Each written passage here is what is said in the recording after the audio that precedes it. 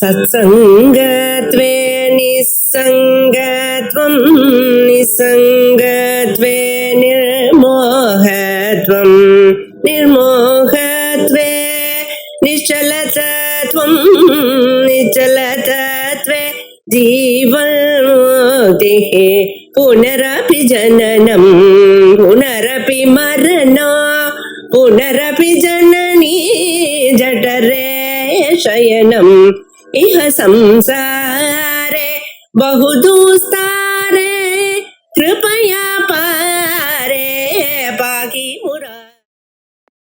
रामो विरामो विरतो मार्गो नेयो नयो नयः धीरः शक्तिमतां श्रेष्ठो धर्मो धर्मविदुत्तमः.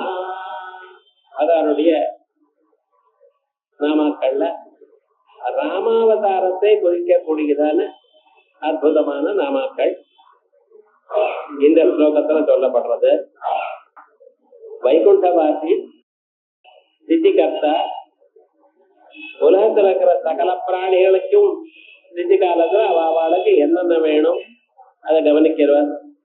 அதோட மட்டுமல்ல, எல்லோரையும் தன்னிடத்துல அழைத்துண்டு ஒரு வழியாக சகல க்ஷேமத்தையும் கொடுக்கறதுக்கு எப்பவும் சித்தமா இருக்கக்கூடியதான புண்ணியமூர்த்தி. அப்படிப்பட்டதான ராமனுடைய திவ்யமான ஒரு சித்திரம். இதுல முதல்ல ராமஹாங்கிற ஒரு நாமாவோட ஆரம்பிக்கிறார். ராமான்னு சொன்னா சாதாரணமாக நமக்கு தெரியுது ரமயதீதி ராமஹா. இது நம்ம கவனிக்கணும். எல்லோரையும் சந்தோஷப்படுத்துகிறார். அப்படி எல்லோருக்கும் சந்தோஷப்படுத்துகிறார்னா எல்லோருக்கும் அவரிடத்துல ஒரு ஆத்மஸ்வரூபம், ஒரு ஆனந்தம் இருக்கு. நாம் வாழ்க்கையில எதை விரும்புகிறோம் அப்படின்னு யோசனை பண்ணி பார்த்தோம்னா எத்தனையோ பொருளை விரும்புகிறோம். நல்ல சேலைன்னா இஷ்டம் ஸ்திரீகளுக்கு, நல்ல ட்ரெஸ்னா நமக்கு இஷ்டம், நல்ல உட்கொள்ளக்கூடியதான பதார்த்தங்கள் நமக்கு இஷ்டம், நல்ல வாகனம் இஷ்டம், இவைகள்லாம் வேணும் வேணும்னு சேர்த்துக்கிறோம். வெளியில இருக்கக்கூடியதான பொருள்களை எல்லாவற்றையும் நாம் விரும்புவது எதனால அப்படின்னு யோசனை பண்ணி பாருங்க. அதை ஏன் விரும்புகிறேன்? அதனால நமக்கு சுகம் வருதுன்னு நம்ம நினைக்கிறோம். எப்பொருளையும் நாம் விரும்புவது அதுல இருந்து நமக்கு சுகம் வருது. இது இந்த தேவலை, இது நன்னா இருக்கு, இது எனக்கு சுகத்தை அளிக்கும் எனக்கூடியதான எண்ணம் எங்க இருக்கோ அதுல மனிதனுக்கு விருப்பம் இருக்கு. அதே போலயே சில பொருள்ல நம்ம வெறுக்கிறோம். எப்படி? இது நமக்கு வேண்டாம். துன்பத்தை யாராவது வேணும்னு நினைக்கிறாளோ? இல்ல. அதே போல தேளு பாம்பு முதலிய பதார்த்தங்களை கண்டா நமக்கு பயம் ஏற்படுறதோ இல்லையோ? ஏன்? அதுவும் பகவத் சிருஷ்டியில வந்துட்டானே. இருந்தாலும் என்ன, அவைகள இருந்து நமக்கு ஒரு துன்பம் வருமோ எனக்கூடியதான ஒரு பயம். ஆகையால் வெளிப்பொருள் எது இருந்த போதிலும் அது ஒண்ணு விரும்பத்தக்கதாக இருக்கும் அல்லது வெறுக்கத்தக்கதாக இருக்கும். விரும்பத்தக்கதா இருக்கக்கூடியதான பொருள்கள் அது தங்களுக்கு சுகத்தை அளிக்கிறது என்று தாங்கள் நினைக்கிறீர்கள், கருதுகிறீர்கள். அதே போலயே வெறுக்கத்தக்க கூடியதான பொருள்கள் எல்லாம் இது நமக்கு துன்பத்தை கொடுக்குமோ எனக்கூடியதான பயம் நமக்கு இருக்கு. ஆனா இந்த துன்பமும் இன்பமும் மாறி மாறி வருகிறது. எது எப்பொழுது இன்பமோ அதே ஒரு நாளைக்கு துன்பமாகலாம். எது துன்பம் என்று நினைக்கிறோமோ அதே ஒரு நாளைக்கு இன்பமாகலாம். பின்னால குத்தினா உங்களுக்கு கஷ்டம் துன்பம்னு நினைக்கிறேன். ஆனா வியாதி வந்தப்ப டாக்டர் இன்ஜெக்ஷன் போடுங்க, சீக்கிரமா போடுங்க தான் இருக்கிறோம். ஏன்னா வியாதி குறையணுங்கிறான். அப்ப இன்ப துன்பங்களுக்கு ஒரு தேசம், ஒரு காலம், ஒரு நியதி என்கிறது கிடையாது. மாறிக்கொண்டே இருக்கும். இந்த இன்ப துன்பங்களுக்கு அப்பாற்பட்டதாக எப்பொழுதும் சுகமாகவே இருக்கக்கூடியதான பொருள் ஏதாவது இருக்கா என்று பார்த்தீடையானால் அது உங்களுடைய ஆத்மா தான். எல்லோருக்கும் தன்னிடத்துல தனக்கு ஒரு நாளும் கஷ்டமே கிடையாது. தான் தனக்கு எப்பொழுதும் பிரியம். மற்ற பொருள்கள் எல்லாம் தனக்கு இஷ்டமா இருந்தா பிரியம், தனக்கு சுகத்தை அளிக்குமேயானால் பிரியம், தனக்கு சுகத்தை அளிக்கலைன்னா அது அப்பிரியம். ஆனால் நான் எனக்கு எப்பொழுதும் பிரியம்தான். நான் எனக்கு வேண்டாம்னு சொல்வேனோ? இல்லை.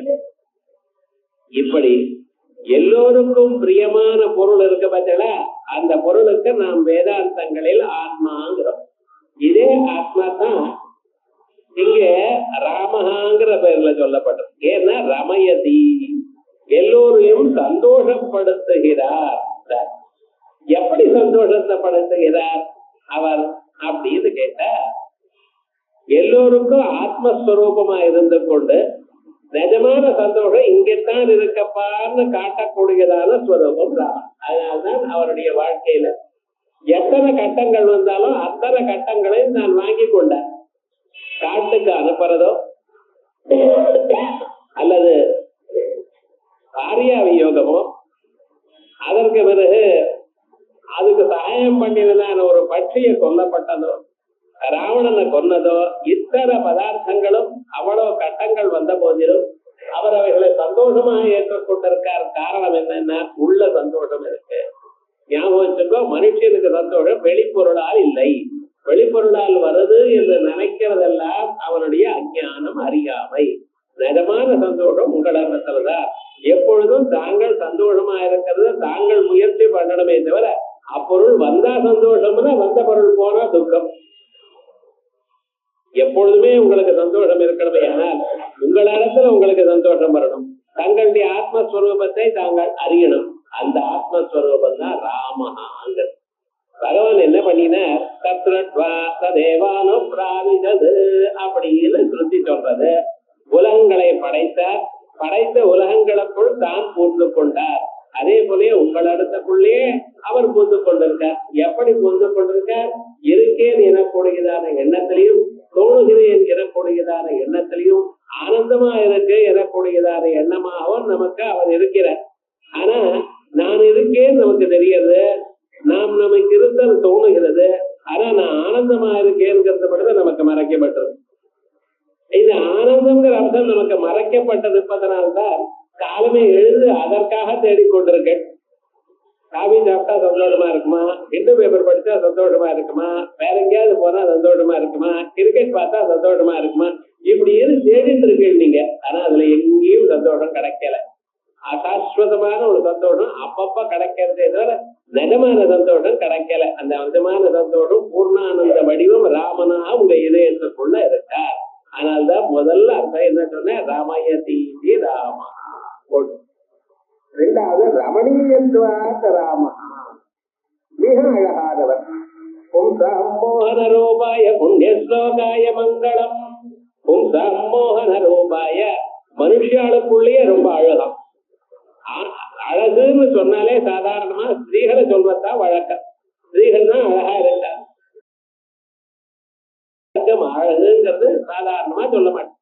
ஆனா ராமனை பார்த்ததுமே புருஷால் உட்பட எல்லோருக்கும் அவ்வளவு அழகா இருக்கே என்ன தோணுமா. ஆயால் ஸ்ரீராமோ லலிதாம்பிகா அப்படின்னு லலிதாம்பிகைக்கு சொல்லும் பொழுது மகா லாவண்ய சேவதி, உலகத்துல இருக்கக்கூடியதான எல்லா அழகும் ஒரு இடத்துல சேர்ந்தால் அந்த ஸ்வரூபம் அம்பாள்னு சொல்றது. அப்படிப்பட்டதான அம்பாளுடைய வடிவமே ராமன் ஸ்வரூபம்னு சொல்றது. அப்படி ராமனுக்கு சகல ஜனங்களையும் ஆகர்ஷிக்க கூடியதான ஒரு ஸ்வரூபமும் அந்த அழகு ஒரு இடத்துல சேர்ந்ததாக இருக்கிறதுனால ரமணீயத்வாத ராமஹான்னு சொல்றோம். ராமனுடைய உருவம் மட்டும் அழகில்ல, ராமனுடைய பெயரும் அழகு. ராமனுடைய பெயருக்கு என்ன பேரு தெரியுமா, தாரக நாமான்னு பேர். இந்த தாரகம்னு என்ன, மனுஷனுக்கு இருக்கக்கூடியதான துன்பங்களை நீக்கி விடுவது. இந்த சம்சாரம் எனக்கூடியதான ஒரு கடல், இக்கடலுக்கு அக்கறையை காட்டுவது, அக்கறைக்கு அழைத்து செல்வது, அதான் தாரகம் பேர். தரதீதி தாரகம், தங்களை சம்சாரம் எனக்கூடியதான துன்ப கடலிலிருந்து அக்கறையை சேர்த்துகிறார். அதான் தரதி சோகம் ஆத்மவித் அப்படின்னு சொல்லி சொல்றது. அதே போல இந்த ராமனானவன் உங்களுக்கு அகப்பட்டு உங்க இதயத்தில் இருக்கக்கூடியதான அந்த ராமனை தாங்கள் பார்த்தீர்களேயானால், பார்க்கப்பட்ட ராமன் உங்களை இந்த துன்ப கடலுக்கு அக்கறையை சேர்க்கிறார். ஆகையால் அவருக்கு தாரகம்னு பேர். அதான் தாரக நாமான்னு பேர். லோகத்துல எத்தனையோ பெயர்கள் இருக்கு. ஆனா இந்த ராமாங்கிற பெயர்ல ஒரு விசேஷம் இருக்கு. என்ன தெரியுமோ, இந்த ராமன் நாமம் சொன்னேனால் எப்படிப்பட்டதான துன்பம் இருந்தாலும், எப்படிப்பட்டதான பாபம் இருந்தாலும் அத்தனை பாபங்களுக்கும் பரிகாரமாக ராமநாமா அமைஞ்சிருக்கு. காசியில எந்த பிராணி பிராணனை விட்டாலும் சரி அவளுக்கு முக்தி கிடைக்கிறதுன்னு ஒரு பழமொழி சொல்ற. காசியாந்து மரணான் முக்தி அப்படின்னு. காசியில மரணத்தை அடைந்தால் முக்தின்னு சொல்கிறீர்களே, எப்படி கேள்வி கேட்டா ஸ்ருதி சொல்றது, காசியில விஸ்வேஸ்வரன் இருக்கார். அந்த விஸ்வேஸ்வரன் சர்வதா சர்வகாலமும் ராமநாமாவா ஜபிச்சுட்டு இருக்கார். என்ன சார் பரமேஸ்வரனுங்களே ராமாவை ஜபிக்கிறீங்களே, ராமநாமன்னு? ராமன் மகாவிஷ்ணுடைய அவதாரம் அல்லவா? சிவஸ்ய ஹிருதயம் விஷ்ணு, விஷ்ணோஸ்ய ஹிருதயம் சிவா. ரெண்டு பேருக்கும் வித்தியாசம் இல்லை. அந்த பரமேஸ்வரன் சர்வதா சர்வகாலமும் ராமநாமாவை சொல்லிக் கொண்டிருக்கிறார். இந்த ராமநாமாவை சொல்லிக் கொண்டிருக்கிற அவர் அந்த காசி கஷேத்திரத்துக்குள்ள வருணகட்டுல இருந்து அதிகட்டு வரைக்கும் நடுவுல இருக்கக்கூடியதான பிராந்தத்துல எப்பொழுதும் எந்த பிராணி, ஒரு ஈயா இருக்கட்டும், எறும்பா இருக்கட்டும், மனிதனா இருக்கட்டும், வேற எதுவா இருக்கட்டும், அது பிராணனை விடுற சமயத்துல அதனுடைய வலது காதுல ராமநாமாவை சொல்றாங்க. இந்த ராமநாம சொன்னேனால் எம் எம் பாவம் ஸ்மரன் தேகம் யஜதி அந்தே கலேவரம் சந்தமேவ ஏதி கௌந்தேய சதா தத்பாவ பாவிதா. எந்தெந்த எண்ணத்தை நினைத்து கொண்டு ஒரு மனிதன் கடைசியில் பிராணனை விடுகிறானோ அவன் அந்த நினைப்பிலேயே இருந்து கொண்டு அந்நிலையை பெறுகிறான் என்று சாஸ்திரம் சொல்றது. கடைசியில நீங்க பிராணம் இந்த டக்குனை எப்ப கிளம்புறதோ அப்ப சொல்றாரா, அது வரைக்கும் ஐயோ அப்பான்னு சொல்லிட்டு இருப்பேன். ஆனா அந்த லாஸ்ட் மொமெண்ட்ல கடைசி ஞானம் ராமநாம ஞானமா ஒண்ணுபடி பண்ற. அப்ப என்ன பண்ற, நீங்க பிரம்மலோகத்துக்கு போறேன். பிரம்மலோகத்துக்கு போறதுமே அங்கே வேதாந்தங்களை வாசித்து அங்கே முக்தியை அடைகிறேன். மறுபடியும் இவ்வளவுல திருப்பி வர போறதில்லை. ஆகையால் தான் காசியாந்த மரணான் முக்தி அப்படின்னு சொன்னது அப்படிங்கிறது. இப்ப இந்த காசியில மரணத்துக்கு அந்த ராமநாமாவுக்கு இவ்வளவு வேல்யூ இருக்கு சார். எப்படிப்பட்டதான வேல்யூ? முக்தியை அளிக்கக்கூடியதான ஞானத்வாரா, ஞானத்தை கொடுத்து முக்தியை அளிக்கக்கூடியதான வேல்யூ இருக்கு. ரொம்ப பேர் காசியிலேயே மரணிக்கிறவரு 10-15 வருஷமா அங்கேயே வசிப்பா. ஏதோ ஒரு காரணத்துக்காக வருவா. அங்கிருந்து காசியை தாண்டினதுமே பிராண்ட விட்டுருவா. என்ன பண்றது? நம்ம கையில இல்ல. இருந்த போதிலும் அந்த காசி கஷேத்திரத்துக்கு ஒரு மதிப்பு இருக்கு என்று சொல்றேன். அதுக்கு காரணம் காசிக்கு மதிப்பு அங்கே விஸ்வேஸ்வரன் பண்ணக்கூடியதான ராமோபாசனம். அதே போலயே நமக்கு ராம மந்திர சவணம். இந்த ராமநாமாவை தான் தாரக நாமான்னு சொல்லக்கூடியதான ஒரு வழக்கம். லோகத்துல எந்த ஒரு செயல் பண்ணினாலும் அந்த செயலுக்கு அதுல வரக்கூடியதான பாபத்துக்கு பிரதிகாரம் உண்டு, அந்த பாபத்துக்கு பிராயச்சித்தம் உண்டு. ஏதோ ஒண்ணு பண்ணினோம், தப்பா போயிடுச்சு, சாரி சாருங்கிறோம். நம்மளால ஒரு வியக்திக்கு ஒரு நட்டம் வந்தா அந்த நட்டத்தை கொடுக்கிறோம், ஏதோ ஒண்ணு பண்றோம். ஆனா சில பாபங்களுக்கு பிராயஷ்சித்தம் இல்லை என்று சாஸ்திரம் சொல்றது. அதான் பஞ்ச மகா பாதங்கள்னு பேரா. எது? ஒரு அந்தணரை கொல்வது. இப்ப மற்ற பேரை கொண்டா பாபம் இல்லையான்னு கேட்கக்கூடாது. மற்ற பேரை கொண்டா பாபம் உண்டு. ஆனா அந்த பாபங்களுக்கு பிராயஷ்சித்தம் பண்ணிக்கலாம். ஆனா வேதாத்தியனம் பண்ணி சாஸ்திராத்தியனங்களும் உபாசனங்களும் பண்ணக்கூடியதான உத்தமமான பிராமணரை கொன்னதையான அதுக்கு பிராயஷ்சித்தம் கிடையாது. அதுக்கு ஒரு 20 ஜென்மம் ஆன பிறகுதான் ஸ்வசோகர கரவற்றானாம் அப்படின்னு நாயாகவும் பன்னியாகவும் கழுதையாகவும் ஒட்டகமாகவும் இப்படி எல்லாம் 20 ஜென்மா பிறந்து அதுக்கு பிறகுதான் அவனுக்கு கர்மா எப்படி இருக்கோ அதுக்கு தகுந்த மாதிரி பிறப்பா அப்படின்னு பிரம்மஹத்திக்கு ஒரு தோஷம் சொல்லியிருக்கு. அதே போல தங்கத்தை திருடுவது ஒரு தோஷம். அதே போல அந்தணரா இருந்து கொண்டு மதுபானம் பண்றது ஒரு தோஷம். மற்றவா பண்ணினா பரவாயில்லையா, யாரு பண்ணினாலும் தப்புதான். ஆனா அவைகளுக்கு பிராயஷ்சித்தம் உண்டு. ஆனா அந்தணர் மதுபானம் பண்ணினாரே யாரால் அதுக்கு பிராயஷ்டம் இல்லை. அதே போல குர்வங்கனாகமனம். இப்படி இந்த 4 பேர் இந்த 4 தோஷங்கள் பண்ணினவனோட சேர்த்தாலும் ஒரு பாபம். இவைகளுக்கெல்லாம் பிரதிகாரம் இல்லை அப்படின்னு சொல்றது. ஆனால் இல்லைன்னு சொன்னா எப்படி சார்? ஒரு மனுஷன் தெரியாம பண்ணிவிட்டான், ராகத்வேஷாதிகள்னால பண்ணிவிட்டாரையானா அதுக்கு விடுதலையே கிடையாது, அவருக்கு மோட்சமே கிடையாதுன்னு சொன்ன தப்பல்லவா? மனிதன்னு சொன்னா அவனுக்கு ராகத்வேஷாதிகள் கொடுத்ததுனால சில சமயத்துல விரும்பு விரும்புனாலும் தெரியாம ஏதோ கோபத்தினால பண்ணிவிடுறார். அவனுக்கு எப்படி ஏதாவது ஒரு உபாயம் சொல்லணுமே அப்படின்னு கேட்டா அதுக்கு சொல்றது கடைசியில ஆயுர்வேதத்துல விஷ்ணு சஹஸ்ரநாமத்தை பாராயணம் பண்ணுங்க. ஒரு நாள் இல்ல, பண்ணிட்டே இருந்தோம், சில நாளுக்கு பண்ணிட்டே இருந்தோம். அப்படி பண்ணிட்டே இருந்தா பாவம் குறையும் அப்படின்னு சொல்லு. அதனாலதான் ஆச்சாரியால் பகவத்கீதை இது பதகோவிந்தன் சொல்லும் பொழுது கேயம் கீதா நாம சஹஸ்ரம், விஷ்ணு சஹஸ்ரநாமத்தை டெய்லி படிக்கணும், எல்லோரும் படிக்கணும் அப்படின்னு விசேஷமா சொல்லியிருக்காரு. என்ன, நமக்கு தெரியாம ஏதாவது பாபம் இருக்கலாம், அந்த பாபங்கள் மகாபாபங்களாகவும் இருக்கலாம், அவைகள் போடுதையானால் அதற்கு இந்த வழி உண்டு அப்படிங்கிறது சொல்லிட்டு இருக்க. அப்படி சொல்லக்கூடியதார் விஷ்ணு சஹஸ்ரநாமத்துல மிக சிறந்ததார நாம இந்த ராமஹாங்கிற ஒரு நாமம். ஏன்னா இதுக்குள்ளதான் தாரக நாமா, அகல்யை காப்பாத்தினவர் ராமநாமா. ராம பாதங்கள்ல இருந்து வந்ததான ஒரு தூசித்தா அது என்ன பண்ணிட்டு அந்த அகல்யே கல்லா போறதான அகல்யே இல்ல, மறுபடியும் ஒரு பெண்ணாக அழைத்து வந்தது. அவளுடைய சகல பாபங்களையும் அழித்து மறுபடியும் உத்தமமாக அந்த முனிவரால, கௌதம முனிவரால சேர்த்துக் கொள்ளக்கூடியதான ஒரு சந்தர்ப்பம் கொடுத்தது. இவ்வளவும் கொடுத்தது ராமநாமான்னு சொல்றமேயானால் இந்த நாமாவுக்கு அவ்வளவு மதிப்பு. ஆனா ஒண்ணு தெரிஞ்சுக்கணும், நம்ம தேசத்துல இந்த பாப்பம் படிவிட்டே இந்த மேல ஒதுக்கப்பட்டவன் என்கிறது கிடையாது. யாரா இருந்தாலும் சரி, அவர் அந்தனரா இருக்கட்டும், அந்நியனா இருக்கட்டும், பணக்காரனா இருக்கட்டும், ஏழையா இருக்கட்டும், சதாச்சார புருஷனா இருக்கட்டும், ஒரு ஆதாரமும் தெரியாதவனா இருக்கட்டும், எல்லோருக்கும் பகவான் காப்பாற்றுறதுக்கு சித்தமா இருக்கார். ஆனா அவன் திருந்தணும். அவன் மனதளவுல நான் திருந்திவிட்டேன், நான் உன்னை நினைக்கிறேன், உன்னை நேசிக்கிறேன் அப்படின்னு பகவான் இடத்துல வணங்கி அவன் தன் மனதை செலுத்துவாரே என அவனை எடுத்துக் கொள்வதற்காக பகவான் சித்தமா இருக்கார். அபிச்சே சுதுராச்சார அஜதேமாம் அனன்யபா சாதுரேவ சமந்தவ்ய சம்யக் வியவசிதோஹிதா. அபிச்சே சுதுராச்சார, உலகத்தில் இருக்கக்கூடியதான எல்லா பாபத்தையும் மூட்டைய சேர்த்து நீ பண்ணின போதிலும் நான் ஒரு தரம் நான் உனக்கு சேர்த்தவன்னு நிஜமா வணங்கினால் நான் எல்லா பாவத்தையும் எடுத்து விட்டு கணக்கு புதுசா எடுத்துக்கிறேன், இன்னிலிருந்து ஆரம்பிக்கிறேங்கிற அப்படிப்பட்டதான தயாமயன் பரமாத்மா ராமச்சந்திரன். ஆகையால் அந்த ராமனுடைய நாமாவுக்கு தாரக நாமான்னு பேரு.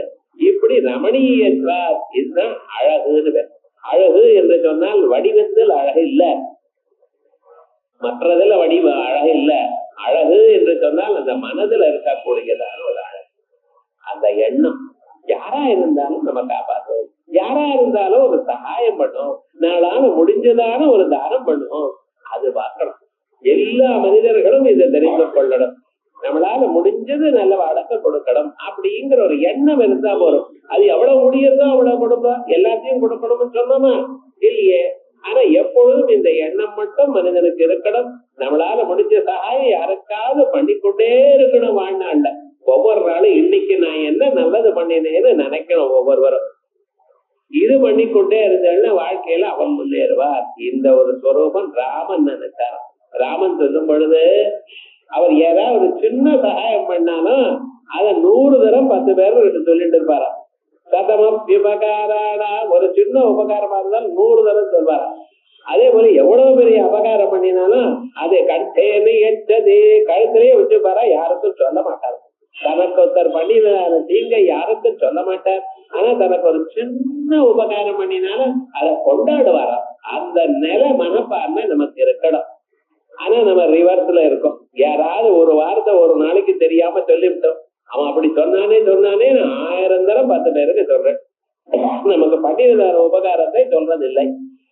ஒரு சின்ன பிராணி அது என்ன பண்ணிட்டு தெரியுமா, அது இந்த சமுத்திரத்துல அணை கட்டணுங்கிறதுக்காக முயற்சி பண்ணினான்.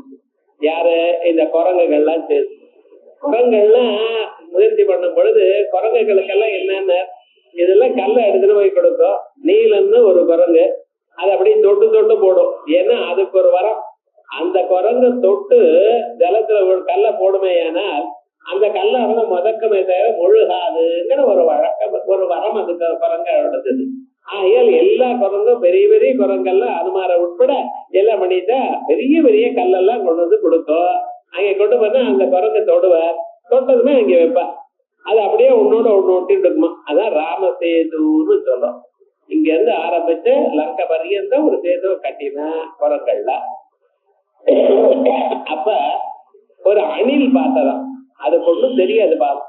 ஆனா என்ன பண்ணிட்டு இப்படி கல்லெல்லாம் போடுறால, இந்த கல்லெல்லாம் நடுவுல ஒட்டாம ராமன் போகும் பொழுது அது தனித்தனியே பிரிஞ்சு போயிடுச்சுன்னா அப்புறம் என்ன ஆறுது, ராமன் சமுத்திரத்துல விழுந்து வரோம் இல்லையோ. அதுக்காக நம்ம என்ன பண்ணணும், அந்த கற்கள் எல்லாம் சேர்றதுக்கு வந்து நடுவுல மண்ணு இருந்தா தேவையில்லைன்னு நினைச்சிட்டு பீச்சுக்கு வந்து அது என்ன பண்ணுமா, ஜலத்துல முழுகும், பீச்சுல வந்து புரளும். அந்த ஜலம் அந்த மண்ணெல்லாம் உடம்புக்கு ஒட்டிக்குமோ இல்லையா, அந்த ஒட்டிட்டு நான் மணல் வந்து 2 கல்லுக்கு நடுவில் போடும். இப்படி ட்ரை பண்ணிட்டே இருக்குதான். ராமன் பார்த்தாரா, அது போகாதுங்கிறது, பிரிஞ்சு போகாதுன்னு வர நீல நட்டை இருக்குங்கிறது தெரியாது. இன்றைக்கு நாம் நடந்து போகும் பொழுது அது நடுவுல விழுந்துருந்ததுன்னா, கல்லு பிரிஞ்சு போயிடுதுன்னா நான் சமுத்திரத்தை விழுந்துருவேணும்னு ஒரு பயம் தானே, நமக்கு ஹெல்ப் பண்ணுங்கிற ஒரு அபிப்பிராயம் இருக்கோ இல்லையா. அப்படின்னு அது முதுகுல அப்படின்னு 3 வரல எல்லாம் தொட்டாராம். அதனாலதான் இன்னைக்கு வரைக்கும் எல்லா அணிலுக்கும் பின்னால முதுகுல 3 விரல் இருக்கு. அதுக்கு நாமம் போட்டா போல 3 விரல் இருக்கா இல்லையா. என்னன்னா அப்படி ஒரு சந்தோஷமா அவருக்கு. ஒரு சின்ன பிராணி அது நமக்கு நல்லது நடக்கணும் எண்ணிட்டு, அதனால நடக்க போறதில்ல, ஒன்னும் ஆகவும் போறதில்லை. இருந்தாலும் அந்த எண்ணம் இருக்கு பார்த்தா, ஆபியந்தர விருத்தி மாத்திர ரசிகா வாக்கியாரபேட்சய தஸ்வாமி மம தெய்வதம் ததிதரோ நாம்நாயதே. அவர் அல்லவா கடவுள். நம்ம மனசுக்குள்ள இருக்கக்கூடியதான எண்ணங்களை கருதி அதற்கு வேல்யூ கொடுத்து அது நல்லா இருக்கு அப்படின்னு நினைச்சு அதுக்கு நமக்கு சகாயம் பண்றவர். இங்க நல்ல பழங்கள்லாம் நைவேத்தியம் பண்ணல, நல்ல தின்பங்கள் நைவேத்தியம் பண்ணல, இதெல்லாம் பார்க்கறது இல்லை. என்ன, அவர் படைச்சதான பொருள்கள் இவைகள் எல்லாம். உலகத்துல இருக்கிற புஷ்பமோ பலமோ தின்பண்டங்களோ எல்லாமே அவர் படைச்சது, அவர் கொடுத்தது. அவர் படைத்ததை மறுபடியும் அவருக்கு திருப்பி கொடுத்தா அது ஒரு சந்தோஷம் இல்லை. ஆனா அவருடைய படைப்புல இல்லாததான ஒரு பக்தி இருக்கு பார்த்தா, நல்ல எண்ணம், மனதை தான் படைத்தார், எண்ணம் தாங்கள் படைத்தீர்கள். அப்படி நல்ல எண்ணத்தை கண்டதுமே அவருக்கு ரொம்ப சந்தோஷம். அந்த அணிலுக்கு பண்ணியிருந்தான உபகாரம், அணில் பண்ணின உபகாரத்துக்காக எப்படி அணிலுக்கு பண்ணினாரோ அதே போலதான் எல்லோருக்கும் உபகாரம் பண்ணணும் எனக்கூடியதான எண்ணம் எப்பொழுது உள்ளவர். ஆகையால் அவருக்கு ரமணீயத்துவாத ராமா. அதுல ராமாவதாரத்துல பத்தி என்ன விசேஷம் இருக்குன்னு பாக்குறேன். ராம சப்தத்திலேயே என்ன இருக்கு, ரமயதி ராமஹா ரமணீயத்வாத் ராமஹா. அதோட மட்டுமல்ல, ரமு கிரீடாயாம் எப்பொழுதும் விளையாட்டு தரமா இருப்பாளா. இது என்ன இருக்கு, ராமன் இப்படி விளையாண்டே இருக்காரு, எப்போ விளையாண்டா போல தெரியவே இல்லையே அப்படிங்கிறான்.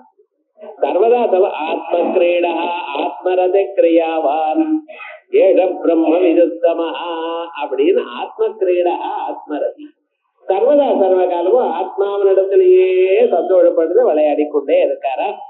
ராமனுக்கு வசிஷ்டர் பாடம் சொன்னார். 8வது வயசுல இருந்து ஆரம்பிச்சு ஒரு 4 வருஷம் பாடம் நடந்தது. எல்லாமும் ஆச்சு. இந்த பாடம் நடந்த பிறகு ராமனுக்கு எல்லாமே ரொம்ப அழகா நடந்தது. ரொம்ப நல்லா கேட்டுட்டார். ஏகதந்தகிராகி பகவானுக்கு சொல்லணுமா, குரு மூலமா வரணுங்கிறதுக்காக குருவை எடுத்துட்டாரே, அவனுக்கு எல்லாமே தெரியும், எல்லாமே அறிஞ்சுட்டார். ஆனா ராமாவதாரமா இருக்க மனிதனுடைய அவதாரம் அல்லவா.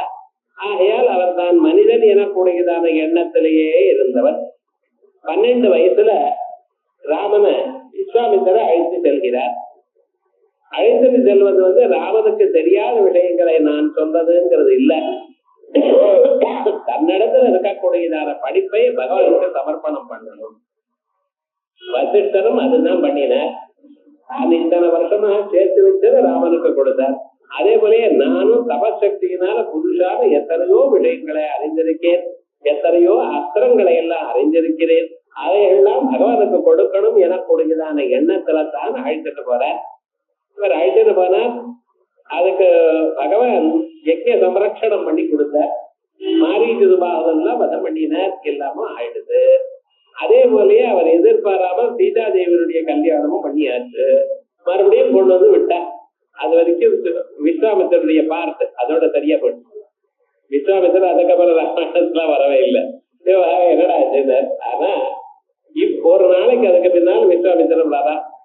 வந்ததுமே என்ன பண்ணினார், நான் ராமனை பார்க்கணுங்கிற தசரதன் என்ன பண்ணினார், ராமனை அழைச்சிட்டு வரும் அப்படின்னு ஆளை அனுப்பிச்சார். ஆளை அனுப்பிச்சதுமே தூதாள்லாம் போய் ராமனிட்ட போய் சேர்றார். அப்பா கூப்பிடுறான்னு சொன்னா ஓடி வந்துடுவார். ஆனா போறதுக்கு முன்னாலே அந்த தூதாள் சொன்னாலாம் தசரதர்கிட்ட, ரொம்ப நாளா நம்ம பாக்குறோம் ராமனை, அவர் வாழ்க்கையில ஒரு விதமான இஷ்டமே இல்லாம இருக்கார், எதையும் உட்கொள்றதில்லை, சர்வதா சர்வகாலம் எதை சொன்னாலும் சில சமயத்துல கேட்கிறதே இல்லை, அவர் மனசுல ஏதோ ஒரு தாபம் இருக்கா போல காணப்படுகிறது அப்படின்னு பார்த்தார். ராமனுக்கு தாபமா? ராமனுடைய நாமாவை நான் சொன்ன மாத்திரத்தினால என் மனசுல இருக்கிற தாபம் போகிறது. எனக்கு கவலை வந்தா நான் ராமா ராமா என்கிறேன். அப்படி இருக்கும் பொழுது ராமனுக்கு தாபம் இருக்கக்கூடியதான ஒரு சந்தர்ப்பமோ ஒரு அவகாசமே இல்லையே, எப்படி இருக்கும் அப்படின்னு மனசுல கவலைப்பட்டுட்டார். ராமனை அழிச்சுட்டு வருகிறார். அப்பா அழிச்சுட்டு வந்தா சொல்ல வேகமா வந்தார். வரத மட்டுமல்ல, நாமோ நாமகா அபிவாதையை சொல்லி நமஸ்காரம் பண்ணாரா. ஒவ்வொரு தரம் அப்பாவை கண்டதுமே சரி விசேஷமே நமஸ்காரம் பண்ணார். விஸ்வாமித்திரருக்கு நமஸ்காரம் பண்ணினார். அதுக்கப்புறம் விஸ்வாமித்திரர் கேட்கிறார், என்ன நீ வாழ்க்கையிலே இன்ட்ரெஸ்ட் இல்லாம இருக்க போல இருக்கே அப்படின்னு கேட்கிறார். ஆமான்ட்டார் ராமன். என்ன எதனால அப்படின்னு கேட்டா, வசிஷ்டர் வேதாந்தத்தை சொன்னார், அத்தனை வேதாந்தங்களும் நான் கேட்டேன். வேதாந்தங்கள் கேட்கும் பொழுது அதை நஜம்னு தோணித்து, ரொம்ப நஜம்னு தோணித்து. ஆனா வாழ்க்கையில வந்து பார்த்தேன், ஊரை முழுக்க பிரதர்சனம் பண்ணிட்டு வந்த ராஜ்யம் முழுக்க பார்க்கணும்னு அப்பாவை கேட்டேன். சரின்னு அப்பா சொன்னார். அவருடைய அனுமதிக்கு மேல முழுக்க கிராமம் கிராமம் நான் ஊரெல்லாம் சுத்திட்டு வந்து பார்த்தேன். ஆனா பார்த்த பிறகு ஜனங்கள் இன்னும் கஷ்டப்பட்டு கொண்டுதான் இருக்கா. விசேஷமாக ராஜ்யம் பரிபாலனை பண்ணார், எல்லாமும் பண்ணிட்டு இருக்காரு. இவர் மட்டுமல்ல, எங்க வம்சத்துல வந்தவாள்லாம் ரொம்ப இருந்துட்டு இருக்கா. அப்ப ஜனங்களுக்கு நிஜமாக ஒரு துன்பமும் இருக்கக்கூடாதுன்னு நான் நினைச்சேன். ஆனா அப்படி காணப்படல, நிறைய துன்பம் இருக்கு, ஜனங்கள்லாம் கவலைப்படல. இந்த கவலை போறதுக்கு வழி என்ன? இவ்வுலகம் எப்படி பொய்ன்னு சொல்றா? உலகத்துல ஜனங்கள்ல கவலைப்பட்டு கொண்டு தானே இருக்கா. இதனுடைய ரகசியம் எனக்கு புரியலையேங்கிறாரா. அப்பொழுது விஸ்வாமித்திரர் வசிஷ்டர் என்ன சொன்னாரோ அவைகள் முழுக்க திருப்பி சொன்னார். ஏன் வச்சுக்க, வசிஷ்டர் சொன்னதான் சொன்னார். வசிஷ்டர் இப்படி சொன்னாரே இப்படி சொன்னாரேன்னு சொன்னாரா. இதையெல்லாம் வால்மீகி அங்கிருந்து சிவரக்கிருந்து கேட்டாராம். கேட்டு மறுபடியும் அதை எழுதினார். அதான் வாசிஷ்ட ராமாயணம்னு. வாசிஷ்ட ராமாயணம் வசிஷ்டர் சொன்னது. அதான் யோக வாசிஷ்டம்னு இன்னொரு பேருன்னு வச்சுக்கிறேன். யோக வாசிஷ்டம்னு பேரு, வாசிஷ்ட ராமாயணம்னு பேரு. வசிஷ்டர் சொன்னதை விஸ்வாமித்தர் அதுக்கு யுக்தியோடு எடுத்து கதை கதைகளாக உனக்கு சொன்னாரேப்பா, இந்தந்த கதைக்கு என்னென்ன அர்த்தமப்பா அப்படின்னு விசேஷமாக ஒவ்வொரு பிரகரணத்துல இருந்து ஆரம்பிச்சு எல்லா பிரகரணமும் சொன்னார் விசேஷமாக. அவைகளெல்லாம் மறுபடியும் கேட்டுண்டு மறுபடியும் அவைகளுக்கெல்லாம் அந்தந்த கதைக்கு என்ன அந்தரார்த்தம்னு திருப்பியும் கேட்கிறார் ராமன். அப்ப விஸ்வாமித்தர் சொன்னார். அதை முழுக்க வால்மீகி நமக்கு எழுதி அதுக்கு அனுகிரகம் பண்ணியிருக்கார். அதனால என்ன தெரியணும் தெரியுமா, நான் அத்தனையும் தான் அறிந்து கொண்டு அந்த ஸ்வரூபத்துல சர்வதா சர்வகாலமா ஆத்மாராமனாக விளங்கினார். முன்னார தசரத ராமனா இருந்தவர் யோக வாக்கியத்தை கேட்ட பிறகு ஆத்மாராமா ஆத்மரதி ஆத்மக்ரீடா ஆத்மக்ரீடா ஆத்மரதி கிரியாவா ஏட பிரம்ம விதாம் உத்தவா அப்படிங்கிற வரிஷ்டாங்கிற ஒரு அப்படி ஆத்மஸ்வரூபத்தை அறிந்து ஆத்மாவிலேயே ஆனந்தமாக இருந்தவர், ரமித்துக் கொண்டிருக்கிறவர். ஆகையால் அவருக்கு ரமு கிரீடாயாம் எனக்கூடியதான தாத்வர்த்தமும் அவருக்கு பொருந்துறது. ஆகையால் அவருக்கு ஆத்மா ராமா அப்படின்னு பேரு. அதே மாதிரியே வேதம் சொல்றது அயம் சித்வாதோ ரமதே பரேஸ்மின் அப்படின்னு ருக்வேதம் சொல்றது.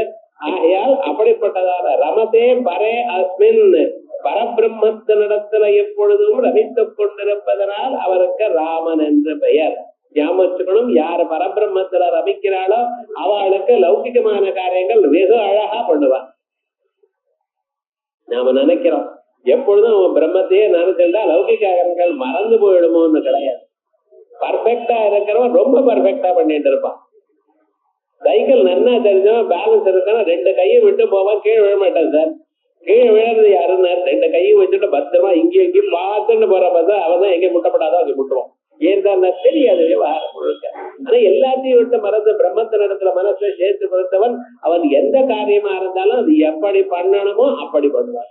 அப்படி ராமனுடைய அவதாரத்தை இத்தனையும் பண்ணினதுக்கு காரணம் அயந்தித்வாதோ ரமதே பரேஸ்மிம் ராஜதே ஸ்வேமஹிம் இது ராமஹா. உபனிஷத்து சொல்றது பிரம்மம் எங்கே சார் இருக்கு? உலகங்கள் எல்லாம் பிரம்மத்துல இருக்கு. புஸ்தகம் டேபிள்ல இருக்கு. டேபிள் எங்க இருக்கு? பூமியில இருக்கு. அந்த பூமி எங்க இருக்கு? 4 பில்லரை எழுப்பி வச்சிருக்கேன் சார், அது மேல இருக்கு. அப்படித்தானே நாங்கள் சொல்றேன்.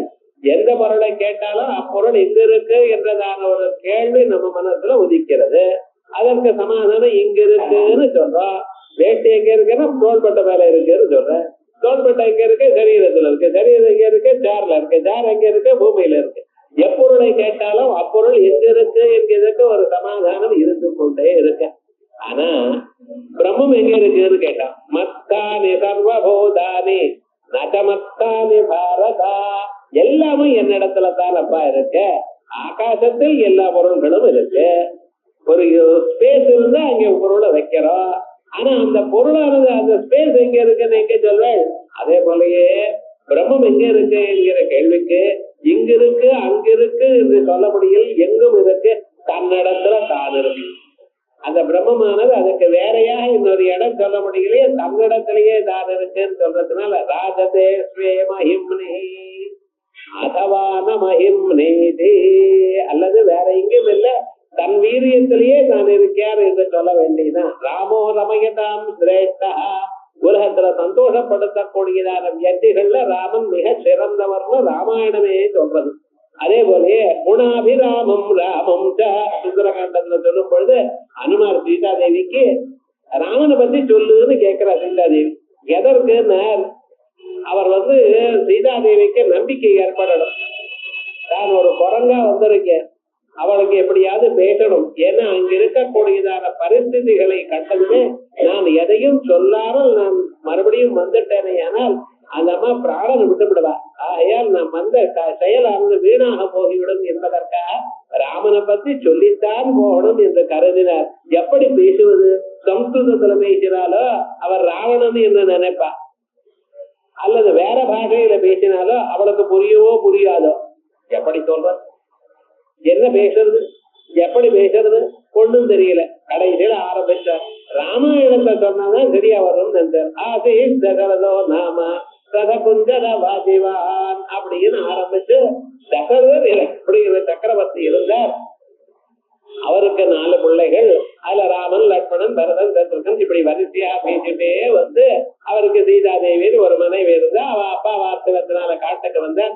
காட்டுக்கு வரும்போது சீதாதேவியை அழைத்துட்டு போயிட்டான். ஒரு ராவணன் எடுத்துட்டு போயிட்டான். அவனை தேடிக்கொண்டு அத்தனையோ ஆயிரக்கணக்கான குரங்குகள் எல்லா ஊருக்கும் கிளம்பிட்டு, அதுல கிளம்பினதுல தட்சிண திக்கல குலவனான குரங்களுக்குள்ள நான் ஒத்தனா இருக்கேன், நான் கண்டேன் சீதையேன்னு முதல்ல அங்கே சொன்னாரா. விவகாரம் என்ன? இத பார்த்ததுமே அடாடா இது என்ன புதுசா இருக்கேன், நம்ம சரித்திரத்தை சொல்றா போல இருக்கேன்னு சொல்லி அப்படி உன்னம்யவதனம் தீரோ தலையை தூக்கி மேல பார்த்தாலும் வேட்டைதார்ஜுனபத்ரம் தம் வித்யுத் சங்காத பிங்களம் அப்படின்னு வெள்ளை வேட்டியை கட்டிட்டு மின்னல் குடி மாதிரி பிரகாசித்து கொண்டிருக்கக்கூடியதான் ஒரு குரங்க பார்த்தத அடுத்த கடம் அவர் கீழே குதிச்சார், நமஸ்காரம் பண்ணினார். சீதாதேவிக்கு மேல பருவங்கள்லாம் சொன்னார். அப்பொழுது சீதாதேவி இவர் நிஜமாக நாம தூதன் தானா இல்லையா என்று அறிவதற்காக ஒரு கேள்வி கேட்டார். கதம் ராமஸ்ய சரிதம், ராமனுடைய ஸ்வரூபம் படிக்க லக்ஷ்மணே, ராமன் எப்படி இருப்பார், லக்ஷ்மணன் எப்படி இருப்பார், அவருடைய குணகணங்களை சொல்லுங்க அப்படின்னு. அப்பொழுது தெரிஞ்சது ஜானந்தீமாம் திதவத்யாட்சி, எல்லாம் தெரிந்து கொண்டே தாங்கள் கேட்கிறேன் அப்படின்னு ராமனுடைய சம்ஸ்காரம் என்னமா இருக்கு அப்படின்னு ராமனுடைய சரீரங்கள் தலை முதல் கொண்ட பாதம் வரைக்கும் அத்தனையும் சொல்றார். சொல்லிவிட்டு கடைசியில கூடாபிராமம் ராமம் குணங்கள் உலகத்துல இருக்கக்கூடியதான எல்லா விதமான நல்ல குணங்களும் அவரிடத்துல இருக்கு. அதோடு மட்டுமல்ல எல்லோரையும் ஆகர்ஷணம் பண்ணக்கூடியதான எல்லோருடைய மனசுக்கும் சந்தோஷப்படுத்தக்கூடியதான குணம் அவரிடத்துல இருக்கு. ஆகையால் அவருக்கு ராமன்னு பேருன்னா ரொம்ப சந்தோஷப்பட்டா சீதாதேவிக்கு. நிஜமா இவர் ராவணனா இருந்தா இப்படி சொல்லி இருக்க முடியாது. ராமனோட க்ளோஸா பழகி இருக்கிறவாளுக்குதான் இப்படி தெரியும் அப்படின்னு தெரிஞ்சு அப்புறம் ஒரு கேள்வி கேட்டாலே. என்ன கேள்வி கேட்டாலும் தெரியுமா?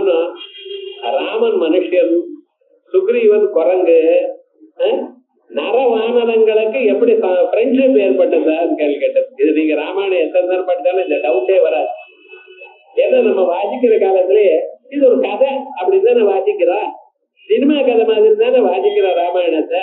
அதுக்குள்ள நிஜமா நடந்ததான ஒரு ஸ்வரூபம் எனக்கூடியதான எண்ணத்தில் நம்ம பார்க்கல. அத அந்த அம்மா கேள்வி கேட்டா வானராணாம் நராணாம் சக்கியம் கதம போது என்னமா வந்ததுன்னு கேட்டாளா. அந்த மாதிரி கொஞ்சம் யோசனை பண்ண விடு. நவவியாக்கரண பண்டிதன், சகல சாஸ்திரமும் வாசித்தவர். ஒரு க்ஷணம் இந்த கேள்விக்கு எப்படி பதில் சொல்றதுன்னாரா. ஒண்ணும் இல்லைம்மா, ராமன் மனுஷன்னு சொல்றேன், சுக்ரீவன் குரங்குன்னு சொல்றேன், அவ ரெண்டு பேருக்கு சம்பந்தம் எப்படி ஏற்பட்டதுன்னு சொல்றேன். தாங்கள் மனுஷியா, நான் குரங்கு, நமக்கு எப்படி சம்பந்தம் ஏற்பட்டது? கேள்விக்கு சமாதானம் வந்தாச்சு. விவகாரம் என்னன்னா, ஒரு சந்தர்ப்பம் வறுமையானால் யாரா இருந்தாலும் நமக்கு சகாயப்படுவான். உற்பதம் பிரதிபந்தத்யா பிராதாபிவினவச்சதே. நல்ல வழியில இருக்கிறவன் யாரா இருந்தாலும் அவங்க திரியந்தோபி சகாயதா. ஒரு மனுஷன் நல்ல வழியில இருக்குமையானால் இருப்பானையானால் அவனுக்கு விலங்குகளும் சகாயம் பண்ணும். ஒரு மனுஷன் நல்ல வழியை விட்டு கெட்ட வழிக்கு போகாயனால் உடம்புறதான் இருக்கிறவன் கூட போயிடுவான். இதுக்கு நாளைக்கு விபீஷன் பிரிஞ்சு போறாங்கிறது சொல்றதுக்கு இப்பவே சொல்லிவிட்டார் ராமாயணத்துல. அதனால எப்பொழுதும் நீங்க எப்படி இருக்கணும், நல்ல வழியிலேயே இருக்கணும் அப்படின்னு சொல்றதுக்கு இந்த ராம நாமாவை பத்தி விசேஷமாக சொன்னதான ஒரு சொல்லுவோம். இப்படி அநேக அர்த்தங்கள் ராமநாமாவுக்கு இருக்கு. அதுல சில அர்த்தங்களை பாஷ்யக்காரர் பண்ணியிருக்க. இப்ப அதை பார்ப்போம். நித்யானந்த லட்சணோ அஸ்மின் யோகினே ரமந்தே இது ராம. நித்யானந்த லட்சணேஸ்மின், எப்பொழுதும் ஆனந்த வடிவமாகவே இருக்கக்கூடியதான இவரிடத்தில் ஞாபகம் அவர் நித்யானந்த ஸ்வரூபம். நித்யானந்தம்னு ஒரு காலத்துல துன்பம் இருந்து துன்பம் போன பிறகு ஆனந்தம்னு அபகதபாப்மா விஜரோ விமிருத்யோ, சர்வதா ஆனந்த வடிவமாகவே இருக்கிறவர். ஆனா துன்பம் என்கிறது தோன்றதே அது என்ன வேஷம் போட்டு இருக்கார் உங்களுக்காக. காட்டுக்கு போகும் பொழுதோ மற்ற சந்தர்ப்ப சமயத்திலேயே அவருக்கு துன்பமானது கிடையாது. கர்மாபதே ராஜ்யம் மாம்சாப்யரண்யம் நயத பதாதிம் நாசீத்யோ நோகா. தர்மாபதேசாத்யஜதா ஸ்வராஜ்யம். ராமன் ராஜ்யத்தை விட்டு வெளியில வந்தார். ராஜ்யத்தை விட்டு நீ போன்னு தசரதன் சொன்னாரா? அவர் சொல்லவே இல்லை. அவர் மயக்கத்தில் கடந்திருந்தார். அப்பாவுக்கு என்ன ஆச்சுன்னு கேட்கிறார். அப்ப கைகேயி சொல்றார், எனக்கு ஒரு காலத்துல பிரதிஜை பண்ணி எனக்கு சொல்லி இருந்தார், ஒரு வரம் கொடுத்திருந்தார். இந்த ராஜன் நான் வரமா கேட்டுட்டேன் என் பையனுக்காக, அதனால உன்னை காட்டுக்கு போன்னு சொல்லணும்னு நினைக்கிறார்னு சொன்னார். அடுத்த க்ஷணம் என்ன பண்ணார், காட்டுக்கு கிளம்பிட்டார். ஏண்டார், தர்மம், பிதிருவாக்கிய பரிபாலனம்ங்கிறது தர்மம். அப்பா அத சொல்ல மீறப்படாது அப்படிங்கிறது தர்மம். இப்ப ஒரு தர்மமும் நம்ம ஃபாலோ பண்றது, அம்மா சொல்றதா அப்பா சொல்றதா ஆனா ஆத்துக்காரி சொல்றதா எதையும் வேதம் சொல்றதா எதையும் ஃபாலோ பண்றது இல்ல. நியாயம். ராமன் என்ன பண்ணினா தர்மாபதே ராஜ்யம், இது தர்மம் எனக்கூடியதான எண்ணத்துல ராஜ்யத்தை விட்டு கிளம்பினார். மாம்சாப்யரண்யம் நயத பதாதிம். சீதா தேவிய நான் கூட வரேன்னு சொன்னப்ப அழுத்துட்டு போனாரா. எப்படி? கால் நடையில. அந்த நதியை தாண்ட பரியந்தம், அயோத்தியை தாண்ட இது வர பர்யந்தம், பரத்வாஜாசிரம பரியந்தம் தான் தேர் வந்தது. அதுக்கப்புறம் குஹன் அந்த நதியை தாண்டி அக்கறைக்கு அழிச்சுட்டு போனார். இனிமேல் நீ போயிட்டு வாட்டார். தேர் நாங்க தூங்குறப்ப எல்லாரும் தூங்கிட்டு இருக்க ஜனங்கள் போயிட்டோம்னார். ஏன்னா நான் இருக்கும் இடம் எல்லோருக்கும் தெரிந்தால் அங்க இருக்கக்கூடியதான நாட்டுல இருக்கிற மனுஷால டெய்லி ராமனை பாக்குறேன்னு வந்து விடுவா. அது இருக்க விட. ஏன்னா காட்டுக்குன்னா இதை நினைச்சிருக்காரு. காட்டுன்னா ஏகாந்தமா இருக்கிறதான காட்டுல இருக்குன்னு அர்த்தம். நீங்க காட்டுல இருக்கேன்னு நான் சொல்லிவிட்டு அங்க விசேஷமாக எல்லாத்தையும் வர வச்சிருந்தேனால் அப்புறம் அந்த காட்டுல இருக்கா போலியா அர்த்தம். ஒரு ஊர்ல என்ன பண்ணினாரா, ஒரு ராஜா இருந்தார். அந்த ராஜாவுக்கு ஒரு கண்டிஷன் ஒண்ணு இருக்கு. என்னன்னா 5 வருஷம் தான் ராஜாவா இருக்க முடியும். 5 வருஷம் ஆனதுமே அந்த ராஜா அவரை விட்டு போயிடும். இப்படி இருக்கிற காலத்துல எத்தனையோ ராஜாக்கள் வந்திருந்தா. ஆனா ராஜாக்கள் வந்திருந்த போதிலும் அத்தனை ராஜாக்களுக்கும் என்னாச்சுன்னு, என்னைக்கு ராஜ்யத்துல உட்கார்ந்துட்டு இருக்கோம் அன்னைக்கு முதல் நாள் தான் சந்தோஷம். அன்னையில இருந்து 5வது வருஷம் நமக்கு ஆயிடும், அப்புறம் ராஜ்யம் போயிடும், இந்த சுகங்கள்லாம் இல்லை அப்படின்னு நினைச்சிட்டு என்னைக்கே ராஜ்யத்தை சுகத்தை அனுபவிக்கல. ஒரு ராஜா மட்டும் என்ன பண்ணினான்னு தெரியுமா, ராஜேந்திரன் இருக்கான், வந்துட்டே இருக்கான். கடைசியில என்ன செய்தார், 5 வருஷம் ஆச்சு, உங்களுக்கு நாளையில இருந்து ராஜ்யம் இல்லைன்னார். சந்தோஷமா இருந்தார். என்ன சுவாமின்னார், நான் எனக்கு இந்த ராஜ்யம் இல்லைன்னா இன்னொரு ராஜ்யம் இருக்கு அப்படின்னார். என்ன அப்படி சொல்றே அப்படின்னார். ஒண்ணும் இல்ல, நான் என்னைக்கு ராஜாவா ஆனேனும் அன்னில இருந்து நான் ஒரு பிளான் போட்டேன் பாருங்க. என்ன ஆச்சுன்னா, இது பக்கத்துல ஒரு காடு இருக்கு, அந்த காடுல இதே மாதிரியே ஒரு அரண்மனையை பண்ணி வச்சிருக்கேன், கட்ட சொல்லிட்டேன். அதே மாதிரியே எல்லாருக்கும் அங்க இருக்கிறவா யார் யார் வந்தாலும் அவளுக்கெல்லாம் தனியா இதை விட அழகான ரூம்ஸ் எல்லாம் கட்டி வச்சிருக்கேன். எல்லா வசதியும் உத்தியானவனங்கள் என்ன அரசாங்க சொத்து தானே, நான் தானே பரப்பாம இதே போல இன்னும் கட்டி வச்சிருக்கேன்.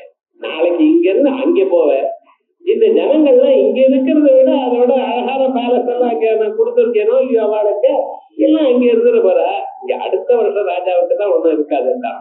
அதனால என்ன விவகாரம்னா, ஒரு மனுஷன் முதல்ல இருந்து பிளான் பண்ணிட்டே இருந்தான்னு வச்சுங்களேன், எல்லாத்தையும் சௌக்கியமா இருக்கலாம்னு சொல்றது அந்த கதை. அதை விடுங்க.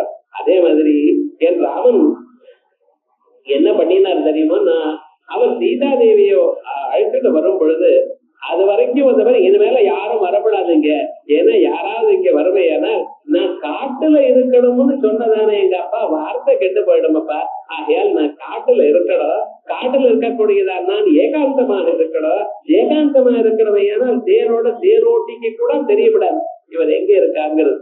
ஆகையால் நீங்க போயிடுங்க, நான் காட்டுக்குள்ள போறேன்னு சொல்லிட்டு ராமன் லக்ஷ்மணன் சீதா தேவி நடந்து போனாலும். அதனால்தான் மாம்சப்யரண்யம் பதாதிம் நயத பதாதிம் நாசித்யதா, இந்த சந்தர்ப்பங்கள்லயும் அவருக்கு மனசுல கவலை இல்லையா. நாசித்யதா அந்த ராமனுக்கு பயமும் இல்லையா, ஒரு துன்பமும் இல்லையா. ஏன் ஆத்மா ராமஹா ஆத்மரதிக்கிரியாவன் உள்ளூர ஆனந்தம் பொங்கிட்டு இருக்க. ஏன் தெரியுமா, இவைகள்லாம் நித்தியம் இல்லை, இவைகள்லாம் நிச்சயம் இல்லை. ஒரு மனிதனுக்கு தன்னிடத்துல இருக்கக்கூடியதான ஒரு ஆத்ம சுகம்தான் நிஜமே சுகம். நிதி ஜாலா சுகமா ராமுனி தன்னிதி ஜாலா சுகமா அப்படிங்கிற தியாகையார் பண்ணினாரே, அந்த ஸ்வரூபத்தை தான் அனுபவித்தாரா. ஆகையால் தான் அவருக்கு விசேஷமாக நித்யானந்த லட்சணேஸ்மின் யோகினோ ரமந்தே இது ராமஹா. இத எங்கேயோ ஒரு புராணம் சொல்றது அந்த வசனம், ரமந்தே யோகினோ யஸ்மின் நித்யானந்தே சிதாத்மனி இது ராமபதேன ஏதத் பரம் பிரம்ம அபிதீயதே. பரத ரமந்தே யோகினோ யஸ்மின், அந்த யோகிகள் சர்வதா சர்வ காலமும் எங்க ரசிக்கிறார், தன்னுடைய ஆத்மாராமனிடத்துல ரசிக்கிறார். இதயத்துக்குள்ள இருக்கிற ஆத்மாவை ராமனா ரசிக்கிறார். ஏன்னா உருவம் இல்லாதான ஒரு பொருளை நினைக்கிறது கஷ்டம், தியானம் பண்றது கஷ்டம், மனதை நிறுத்துவது கஷ்டம். ஆகையால் நான் என்ன பண்றேன், அதுக்கு பிரதீகமாக ராம உருவத்தை எடுத்துக்கொண்டு அந்த ராம உருவத்திலேயே மனசை செலுத்துகிறேன், ராமனையே நினைக்கிறேன், ராமனுடைய குணங்களை அனுசந்தானம் பண்ணுகிறேன். இப்படி அல்லவா ராமனை நினைத்து நினைத்து அங்கே நின்று போயிட்டார் யோகிகள் எல்லாம். ரமந்தே யோகினோ யஸ்மின், அவர் கடைசியில எங்கே மாறினார், என்னமா மாறினார், நித்யானந்தே சிதாத்மனே. பாருங்க, எந்த ஒரு சுத்த பிரம்மம் வாக்குக்கு மனசுக்கு எட்டாவதான ஒரு பிரம்மம், அந்த பிரம்மத்தை நினைக்க எல்லாராலையும் முடியலையே என்றால் அவ சகுண பிரம்மத்துல ஈடுபடுகிறார்கள். வசீக்கிரதே மனசேஷம் சகுண பிரம்ம சீலநாத். இது சகுண பிரம்மத்தினால ஏதோ ஒரு உருவத்தோடு இருக்கக்கூடியதான ஒரு பிரம்மத்தை நினைத்து நினைத்து மனசங்க நிற்குமேயானால் பிறகு அந்த மனசு தானா நிர்குண பிரம்மத்துல வந்து சேருமா. வேதாந்த இன்னைக்கு கேட்க வந்திருக்கேன்னு சொன்ன பல பிறவிகள்ல நீங்க நல்லது பண்ணிருக்க, நான் சொல்லல, சாஸ்திரம் சொல்றது. அப்ப என்ன, யாரு பல பிறவைகள்ல தியானம் பண்ணிருக்கானோ, ஏதோ ஒரு அவன் இஷ்டமான ஒரு கடவுளை வழிபட்டிருக்கானோ, அவனுக்குத்தான் இந்த நிர்குண பிரம்மத்தை கேட்கணும் எனக்கூடியதான சந்தர்ப்பமே வந்து சேரும். ஆகையால் அப்படிப்பட்டதான யோகிகள்ல நித்யானந்தே சிதாத்மனே, நித்யானந்தனாக இருக்கக்கூடியதான அந்த சைத்தன்ய வடிவான ராமனை பார்ப்பதற்காக நினைத்துக் கொண்டிருக்கிறார்கள். இது ராமபதேன ஏதது, இப்படித்தானே ராமன் எனக்கூடியதான வார்த்தையினால, ராமா எனக்கூடியதான பதத்தினாலேயே ஏதது பரம்பிரம்ம அபிதீயதே. ஆகையால் ராமன் என்கிறது என்ன, பரம் பிரம்மா அப்படின்னு பத்ம புராண வச்சனம். ஆகையால் இந்த பத்ம புராண வச்சனத்தினால நமக்கு ராமசப்தமானது பிரம்மத்தை சொல்றது. அதனால்தான் ஐயர்வாள் தாரகநாமான்னு சொல்லியிருக்கார், ராம பிரம்மம்னே பாடியிருக்கார். இது விசேஷமாக இந்த ராமனோட தான் இந்த பிரம்மத்தை சேர்த்து வைக்கிறது. கிருஷ்ணனுக்கு ஆனந்த வடிவமான ஒரு ஸ்வரூபம் சொன்னோம். கிருஷ்ணனை பூர்ணாவதாரம்னு சொல்லிக் கொண்டிருந்தோம். 2 அவதாரங்கள் ஒரே மாதிரி இருந்த போதிலும் ராமாவதாரத்துக்கு ஒரு விசேஷம் என்ன, ராமாவதாரத்துல முதல்ல இருந்து நான் மனிதன் எனக்கூடியதான எண்ணத்திலேயே இருந்தார். ஆனா மகர்ஷிகள் எல்லாரும் அவர் பிரம்மம் என்று அறிந்தார்கள். விஸ்வாமித்திரன் சொல்லும் பொழுது அகம் வேத்மி மகாத்மானம் ராமம் சத்ய பராக்கிரமம் வசிஷ்டோபி மகாதேஜ ஏதேவே தபதிதா அகம் வேத்மி மகாத்மானம். நான் அறிவேனப்பா, 12 வயசு தான் என் குழந்தைக்குன்னு சொல்றார். மாறிட்டு ரூபாக்கள்லாம் இங்க இருக்கா, அவளை விரட்டணும். நான் ஒரு கண்ணை திறந்து அவரை கும்முன்னு சொன்னானேன்னா அத்தனை அரக்கர்களும் காலம் ஆயிடுவா. ஆனா எனக்கு ரொம்ப கவலை ஏற்பட்டது. 10,000 வருஷமா நான் தபசு பண்ணி வேஸ்ட் பண்ணிட்டேன். ஒரு 10,000 வருஷம் தபஸ் பண்ணினேன், மேனகையை பார்த்து விட்டேன், போட்ட விட்டேன். இன்னொரு 10,000 வருஷம் தபஸ் பண்ணினேன், அதுக்கு என்னாச்சு, ஒரு பையன் வந்தான், அந்த பையனை காப்பாற்றணுங்கிற இடத்தினால அதை அவரை விட்டேன். அதுக்கு இன்னொரு 10,000 வருஷம் தபஸ் பண்ணினேன், திருச்செங்கூருக்கு மேல அனுப்புறதுக்காக விட்டேன். இப்படி எத்தனையோ வருஷங்கள், இன்னொரு 10,000 வருஷம் வசிஷ்டர் மேல கோபத்தோட தபஸ் பண்ணியிருந்தேன், தபஸெல்லாம் விட்டேன். ஆகையால் இது மேல நான் பண்ணினதான தபஸை எக்காரணத்தை கொண்டையும் நான் விட தயாரா இல்லை. ஆகையால் தான் என் ராமனிட்ட வந்திருக்கேன். நமக்கு எவ்வளவுதான் கஷ்டப்பட்டாலும் எவ்வளவு சிரமப்பட்டாலும் நான் பண்ணுகிறேன்ங்கிற அகங்காரம் வந்தா அந்த காரியம் பூர்த்தி ஆகாது. ஆகையால் ராமனிடத்துல சரணாகதி அடைஞ்சிருக்கேன், அந்த ராமனை கொடுங்கன்னார். தசரதர் சொல்றார், அது எப்படி ராமோ ராஜீவலோச்சனா, அந்த ராமனானும் சின்ன பையனப்பா, ஊனஷோட வருஷோமே, இன்னும் 16 வருஷம் ஆகலையே. ஒரு பையனுக்கு 16 வருஷம் தான் வந்தாதான் மேஜர். இப்பெல்லாம் 18 வருஷம், அப்பதான் எலெக்ஷன்ல ஓட்டு போடலாம் நீங்க சொல்றேன் பார்த்தா. அப்பெல்லாம் 16 வருஷமா இருந்தது. ஊனஷோட வருஷோமே, அதுவும் ஆகலி அவனுக்கு. இன்னும் 4 வருஷம் இருக்கே, 12 வருஷம் தானே. ராமோ ராஜீவலோச்சனா, சின்ன குழந்தை எழுந்த வித பார்த்தா கண்ணு தூக்க கலக்கமாவே இருக்கும் கொஞ்ச நேரத்துக்கு. அது மாதிரி இது தூக்க கலக்கமாவே இருக்க. ராமோர ஆஜீவலோச்சனா நயுத்த யோக்கியதாமத்திய, அவனுக்கு யுத்தம் பண்ணக்கூடியதான யோக்கியதை இருக்குன்னு நான் புரிஞ்சுக்கலேன். பத்தியாதி சகரட்சதை, அதோட அரக்கர்களோட யுத்தம் பண்ணக்கூடியதான யோக்கியதை அவனுக்கு இருக்கா என்ன? யாரு? வசிஷ்டர் சொல்லி கொடுத்து எத்தனையோ வசிஷ்டர் பாஸ் பண்ண பிறகு இவர் டவுன் பண்றாரு. ஏன்டா என் ராமன்னுங்கிற எண்ணம். நம்ம குழந்தை என்னதான் இருந்தாலும் நமக்கு ஒரு நம்பிக்கை வர மாட்டேங்கிறது. பார்த்தீங்களா, அவன் பரீட்சை எழுதுறாரு, இவர் ஜெபம் பண்ணிட்டே இருக்க, அவன் பாஸ் பண்ணவே அதான் ஃபர்ஸ்ட் வர போறாரு. இருந்தாலும் நம்பிக்கை இல்லை.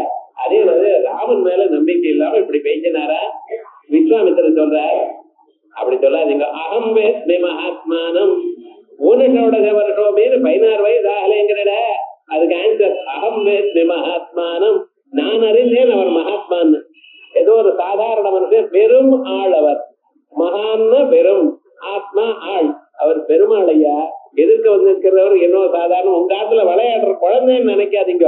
அகம் வேத்மி மகாத்மானம் ராமோ ராஜீவலோச்சனா நீங்க சொல்ற அப்படி நினைக்காதீங்க. அவர் எல்லாம் அறிந்தவர். ராமம் சத்திய பராக்கிரமம், நிஜமான பராக்கிரமம் எங்க இருக்கு? ராமனிடத்துல தான் இருக்கு. இதை நான் அறிவேன். ராமம் சதி அபராக்கிரமம், நல்லவர் இடத்துல தன் பராக்கிரமத்தை காட்ட மாட்டார். துஷ்டத்துல காட்டக்கூடியவரை நல்லவர் இடத்துல பராக்கிரமத்தை காட்டாததான ஒரு வியக்தி. ராமம் சத்திய பராக்கிரமம், பராக்கிரமம் பரிபூர்ணமாக எப்பொழுதும் நிறைந்துள்ளவர், நல்லோர் இடத்தில் தன் பராக்கிரமத்தை காட்டாதவர். நயுத்த யோக்கியதாமஸ்தி அத்தியாமித ரக்ஷதை அப்படின்னு சொல்றேன். அப்படியே வசிஷ்டோபி மகாதேஜா. கேட்கல வசிஷ்ட, உமக்கு டவுட்டா இருந்தா வசிஷ்டரை கேட்டு பாருங்க. ஏன்னா வசிஷ்டர் வாயாலேன்னு சொல்றோம் இல்லையோ, அவரே சொல்ல போறாரு. யார்? ராமன் பெரியவர். நீர் என்ன கேட்கிறீட? ஒரு வசிஷ்டருக்கு தான் தெரியும் நினைச்சுட்டு இருக்கீட. இந்த உலகத்துல இருக்கிற அத்தனை மகர்ஷிகளும் நீங்க கேட்கலாம். ஏஜே மே தபதிஷ்டிதா, தபசுல இருக்கிற எல்லோருக்கும் இந்த விஷயம் தெரியுமே அப்படின்னு சொல்றாரா.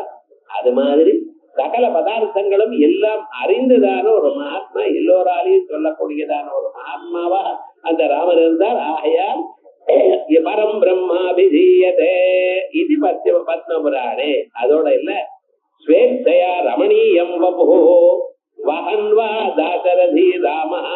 ஸ்வேச்சையா ரமணீயம் வபு, தன் இஷ்டமாக எடுத்துக்கொள்ளப்பட்டதான சரீரம். நமக்கெல்லாம் ஒரு அழகான சரீரம் வந்திருக்கு. ஒவ்வொருவரும் நம்ம சரீரத்தை நன்னா இருக்குன்னு தான் நினைக்கிறோம். யாரும் தான் அழகிலே நினைக்க மாட்டான். அது ஸ்வபாவம். உங்களை விட இன்னொருத்தர அழகு ஜாஸ்தின்னு சொல்றது, நான் அழகு நான் குருபின்னு யாராவது நினைக்கிற இடம் கிடையாது. வீட்டுல இருந்து வெளியில வரும்பொழுது கண்ணாடிக்கு முன்னால இருந்து நம்மளை கண்டு நம்மளே சிரிச்சுட்டு வெளியில வரோம். ஏன் சுவாமின்னு இன்னொருத்தர் பார்த்து நம்மளை சிரிக்க கூடாது பார்த்தேடா.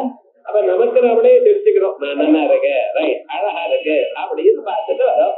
அப்ப என்ன, ஒவ்வொருவருக்கும் தான் அழகா இருக்கேங்கிற ஒரு எண்ணம் இருக்கத்தான் இருக்கு. ஆனால் இந்த சரீரம் நமக்கு எப்படி கிடைச்சது? நாம விரும்பி இது கேட்கல. விரும்பி இருந்தா இன்னொன்னு விரும்பி இருக்கலாமோ என்னமோ, அது போல சரீரம் கொடுங்கோ, இது போல சரீரம் கொடுங்கோன்னு கேட்கல. ஏன்னா நாம கேட்டதா தெரியல. நமக்கு போன ஜென்மாவுல எவ்வளவு கொடுப்பினை இருந்ததோ அதுக்கு தக்க மாதிரிதான் சரீரம் கிடைச்சிருக்கு. சில பேர் குள்ளமா பிறக்கிறான், சில பேர் நீளமா பிறக்கிறான். அம்மா அப்பா 2 பேர் நீளம் சார், குழந்தை குள்ளமா இருக்கான், என்ன சொல்றேன்? இல்ல அம்மா அப்பா 2 பேரும் குள்ளமா இருக்கான், இவன் வந்து ஆஜானுபாவா இருக்கான், ஏதாவது சொல்ல முடியுமா? அம்மா அப்பா 2 பேரும் கருப்பா, குழந்தை வெளுப்பா இருக்கு. ரொம்ப ரேர் தான் வச்சுங்களேன். இருந்தாலும் என்னடா ஜன இருக்க லோகத்துல இருக்கோ இல்லையா, 2 பேரும் ஸ்கூலுக்கே போல, அம்மா போல அப்பா போல. ஆனா விவகாரம் என்னன்னா, இவன் PhD வரைக்கும் படிச்சிருக்கான். எப்படிடா வந்ததுன்னு எங்க ஜீவித்துல வந்து யாருக்கு தெரியும்? அவன் வந்து ஏதோ ஒரு காரணத்துக்காக ஒரு இடத்துல பிறக்கிறான். அவனுடைய சரீரமோ வடிவமோ அல்லது புத்தி சக்தியோ அது அவளிடத்துல இருக்கா போல வரும் என்கிறது ஜெனரல் ரூல். எக்ஸப்டன்ஸ் உண்டு. ஆனா அந்த எக்ஸப்டன்ஸ் எதனால வருது? அவாபா பண்ணியதுனால, பழைய ஜென்மம் அது பண்ணியதுனால கர்மாவுக்கு தகுந்ததான ஒரு சரீரம். இதெல்லாம் மனிதர்களுக்கும் பிராணிகளுக்கும். ஆனா பகவானுக்கு இந்த சரீரம் இல்லை. அவர் என்ன, மாயையினால ஒரு சரீரம். ஜன்ம கர்மஜமே நித்தியம். பகவான் கீதையில சொல்லும் பொழுது என்னுடைய ஜன்மா பிறவியோ என்னுடைய கர்மா இவைகளோ இன்னது என்று சொல்ல முடியாது. மாயிகமான ஜன்மா, மாயைக்கு அதீனமாக நம்ம இருக்கோம். அவர் தன் இஷ்டமாக தனக்கு எந்த சரீரம் வேணுமோ அதுக்கு தகுந்ததாக மாயினால ஒரு வடிவத்தை அடைந்திருக்கார். அதோட மட்டுமல்ல, அப்பா அவர் சூஸ் பண்ணியிருக்கார். அவர் நமக்கு தெரியாது. பிறந்த கொஞ்ச நாள் ஆனப்புறம் அம்மா சொல்லணும், இவ்வளவுதான் அப்பா அப்பா அப்பான்னு கூப்பிடுன்னு சொன்னா ஓஹோ அப்பா, அவ்வளவுதான் நினைச்சிட்டு இருக்கோம் மனுஷியாளு. ஆனா விவகாரம் அவருக்கு எப்படின்னா, பிதரம் ரோசையா மாதா, அப்பாவை தேர்ந்தெடுத்தாரா. எப்படி தேர்ந்தெடுத்தார்? தசரதனுடைய அப்பா அஜ மகாராஜா. அவர் தபசு பண்றேன்னு காட்டுக்கு போயிட்டார். தபசு பண்றேன்னு காட்டுக்கு போனார்னா அப்பா என்ன பண்ணினார்? தசரத சக்கரவர்த்தி ராஜாவா இருக்காரோ இல்லையா, அவரை பார்த்துங்கோன்னு அனுப்பிச்சிருக்கா சில பேரை தூதாள. அவளுக்கு எப்பப்ப எது வேணுமோ அப்பப்ப அவளுக்கு பண்ணி கொடுங்க அப்படின்னு பண்ணியிருக்க. எல்லா வசதியும் பண்ணி கொடுத்திருக்க. அந்த அஜமகாராஜா ஆத்துக்காரியோட சேர்ந்து கிளம்பி போனார், காட்டுக்கு போனார். அவர் வந்து மறுபடியும் நினைச்சாராம், நமக்கு எல்லா வசதிகளும் அரசாங்கத்துல வந்து இதுக்கு தபசுன்னு பேரா. 3 வேளை ஃபர்ஸ்ட் கிளாஸா வருது, காலமே இட்லி, சாயங்காலம் தோசை, அப்பப்ப காபி, எல்லாம் வந்து தபசுன்னு பேரா தரதுக்கு. தபசு என்ன அர்த்தம்? எல்லாத்தையும் விட்டு சௌக்கியமா ஏகாந்தமா இருந்து கொண்டு பகவானே தியானம் பண்ணி கொண்டிருக்கணும். இவன் அப்பப்ப உதவி பண்ணிருக்காரு. அரசாங்கத்துல இருக்கிறத விட இங்க வசதியா இருக்கு. யாருக்கும் ஒரு பதிவு சொல்ல வேண்டாம். நம்ம பாட்டுக்கு வேலைக்கு எல்லா வசதியும் வருது. ஆகையால் இது தபஸாகாது. தபசுன்னு சரீரத்தை மறந்து பகவானையே நினைத்து கொண்டிருக்கதான் தபசு என்று பேரு. அதுல வந்து குளிரோ உஷ்ணமோ இவைகள்லாம் விட்டு, சீதோஷ்ணத்தை விட்டு சர்வதா சர்வகாலம் பகவானுக்காக சரீரத்தை மறந்து பண்ணக்கூடியதான ஜபத்துக்கு தான் தபசு என்ற பெயரை தவிர சுகபோகங்களை அனுபவிக்கிறது தபஸ் ஆகாது என்று கருதி அவ 2 பேரும் சொல்லாம காட்டுக்குள்ள போயிட்டான். இவாளை எல்லாரையும் தபாய் உள்ள போயிட்டா. 10 நாள் இவ தேடிண்டே இருக்கா. தேடிண்டே இருக்கிற காலத்துல அவ எப்ப போனான்னு தெரியாது. ஒரு 2-3 நாளா இவ தேடிண்டே இருக்கா. ஆனா ஒரு நாளைக்கு இருந்தா போல இருந்து காட்டு தீ புடிச்சுடுது. எல்லா பக்கத்துலயும் தீ புடிச்சுட்டு இவ என்ன பண்ணுவா, எங்க போவா? நேரா ஓடி வந்துட்டா. வந்துடுறா. 1 வாரம் ஆச்சா அவ தசரதர்கிட்ட வரும்பொழுது வந்து தசரதர்கிட்ட சொல்ற, இது போல உங்க அம்மா அப்பா 2 பேரும் காட்டுக்குள்ள எங்களை ஏமாத்திட்டு போயிட்டா. நாங்க தேடிட்டு இருந்தோம் சில நாட்களாக, எங்களுக்கு கிடைக்கல. ஆனா அதுக்குள்ள இப்படி ஆச்சு. காட்டுக்குள்ள மாட்டிட்டோம், எங்களுக்கு வழி தெரியல, வழி ஏதோ ஒரு வழியா வந்து ஒரு இடத்துக்கு வந்து அதுக்கப்புறம் தான் நாங்க கண்டுபிடிச்சு வந்தோம். எத்தனை நாள் ஆச்சு, எப்ப அவ போனாங்களுக்கு ஒரு இன்ஃபர்மேஷன் எங்க கிட்ட இல்லைன்னு தட்டர் பார்த்தார். அவ காலமாயிட்டாருங்கிறது தீர்மானம் ஆயிடுது. ஆனா எந்த திதியில காலமானார், எப்பொழுது காலமானார் தெரியாது போனா அவளுக்கு ஈமை சடங்குகள்லாம் எப்படி பண்றதுன்னு தெரியலையே. வசிஷ்டரை கூப்பிட்டார். ஏன்னா குரு அவர் தானே, அவரை கூப்பிட்டார். அவர் தியானத்துல பார்த்தாரா, நகிதே நபதாமரிஷ்யதனயாயாஜித இவ்வழியில பகவானையே நினைத்து கொண்டு சர்வதா சர்வ காலமும் ஜபமே பண்ணி கொண்டு பகவானுக்காக இந்த சரீரம் என்று நினைத்து பிராணனை விட்டவர்கள் அவ நீ பண்ணக்கூடியதான ஈமை சடங்குகள்ல அவளுடைய தேவையில்லை, அவ வழியிலேயே போயிட்டு இருக்காங்க. அதான் உபாசனா மார்க்கத்துக்கு கௌரவம். நாமே போலாம் அப்படின்ட்டாரா. அதனால நீ ஒண்ணும் பண்ண வேண்டியது இல்லைட்டா. இது இப்படி சொல்லலாமா, பெரியவர் தர்மம் சொல்லிட்டா. ஆனா தசரதர் சொன்னாராம், நீங்க சொல்றது ரைட்டு தான், பெரியவா சொல்றது தப்புன்னு சொல்ல முடியாது, இருந்தாலும் நான் பண்ணணும்னு நினைச்சிட்டு இருக்கேன். ஏன் தெரியுமோ, நான் பண்ணலைன்னா லோகத்துல இருக்கிறவன் பண்ண மாட்டான். ஒரு ராஜாவா இருக்கிறவன் எடுத்துக்காட்டா இருக்கணும். அவரே பண்ணல, நம்ம எல்லாம் ஏன் பண்ணணும் எங்க அப்பாவுக்கு நினைச்சு விடுவார். ஆகையால் அப்படி பண்ணப்படாது, நீங்க எப்படி பண்ணணும்னு சொல்லுங்க. அப்பொழுது தர்மத்துல வச்சு அவர் இது மாதிரி பண்ணி அதுல இருந்து ஆரம்பிச்சு எல்லாத்தையும் பண்ணுன்னு பண்ண வச்சாராம். அப்படி பண்ணினார். அதனாலதான் இவர் பார்த்தாராம், தர்மத்துல இப்படிப்பட்டதான தீவிரமான எண்ணம் இருக்கக்கூடியதான இவர் தான் ரொம்ப சிறந்தவர் எனக்கூடியதான எண்ணத்தில் தான் அவரை அப்பாவாக வரித்தாராம். பிதரம் ரோஜயா மாத அப்படின்னு தான் எங்க பிறக்கணும், எப்படி பிறக்கணும், எப்படி வாழணும், எப்படி லோகத்துல ஜனங்களுக்கு எல்லாவற்றையும் நல்லா பண்ணி கொடுக்கணும், இவைகள்லாம் இவர் தானா சொல்லி பண்ணி கொடுத்தார். ஆகையால் தான் ராமனுடைய கௌரவத்தை பிரம்மாஸ்வயம் போச்சதுரானோவா தாத்தும் நகர்த்தாயுதி ராமவத்யம், பிரம்மவா இருக்கட்டும், ஸ்வயம்புவா இருக்கட்டும், 4 முகங்கள் இருக்கக்கூடியதான அந்த பிரம்மவா இருக்கட்டும், அவருடைய ஸ்வரூபத்தை யாராலையும் எடுத்து சொல்ல முடியாது. அவருடைய குணங்கள் இன்னது என்று யாராலையும் சொல்ல முடியாது. அந்த அளவுக்கு வளர்ந்தவர் ராமன் அப்படின்னு விசேஷமாக சொல்லப்படுகிறது. ஆகையால் அவர் ஸ்வேத்தையா தன் இச்சையாக ரமணீயம் வபு, அழகான ஒரு ஸ்வரூபத்தை, இந்த ரமணீயம்னு பேர் அங்கங்க வீட்டுக்கு மேலாம் பாக்குறோம் பார்த்தீங்களா, இது ராமாயணத்துல இருக்கிற பதம்.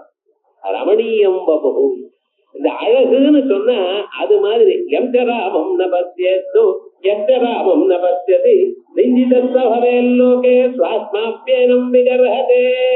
ராமன் பவனி வந்துட்டு இருக்க, ராமனுடைய பார்வை நம்ம மேல விழுந்ததுன்னு பிறகு அவன் வாழ்க்கையில ஏதோ அடைய முடியாதான பதார்த்தத்தை அடைஞ்ச மாதிரி ஒரு சந்தோஷத்தை அடையிறான். அதே போல ஈவன் ராமனை பார்த்தான்னு வச்சுக்கிறேன், இன்னைக்கு வாழ்க்கை நான் சபலமாச்சு அப்படின்னு நினைச்சானா.